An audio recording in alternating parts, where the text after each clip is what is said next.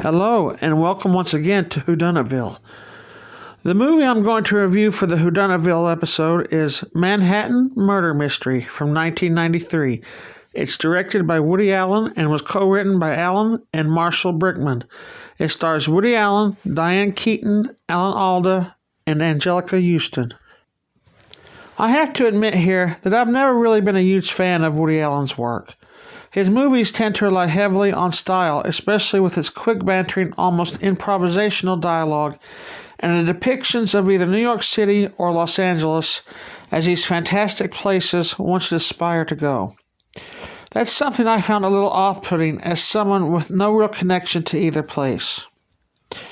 There's never much plot to Woody Allen movies. Instead, they're more like character studies, which is okay, but I prefer the characters to actually interact with their surroundings and take decisive actions rather than just sit around and philosophize.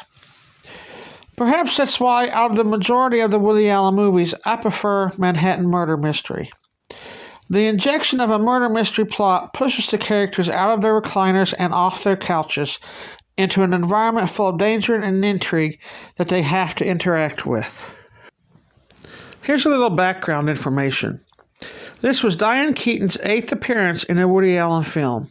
Originally, Mia Farrow was set to star, but when she couldn't and Keaton stepped in, it was decided to change Keaton's role to the more adventurous character while making Allen's character the more cautious, down-to-earth side of the duo.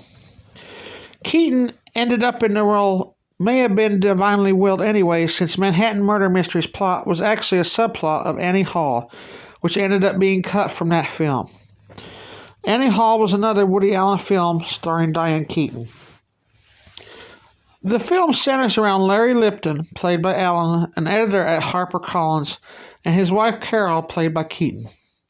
After an encounter in their building's elevator with a pair of older neighbors, Paul and Lillian House, the four meet for conversation and coffee in the House's apartment. All appears normal, with the two couples talking about nothing in particular, just small talk, which includes Mrs. House discussing her daily exercise routine with Carol and how she, Mrs. House, was still in good health. The next day, the Liptons are informed that Mrs. House has died during the night of an apparent heart attack. This news shocks Carol, who remembers her conversation with Mrs. House, and her suspicion starts to grow as she observes a rather cheerful Mr. House going about his daily routine without any apparent sign of grief.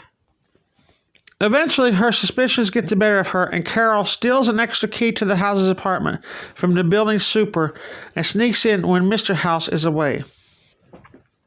Inside the apartment, Carol finds 2 tickets to Paris and hotel reservations set for House and a woman named Helen Moss.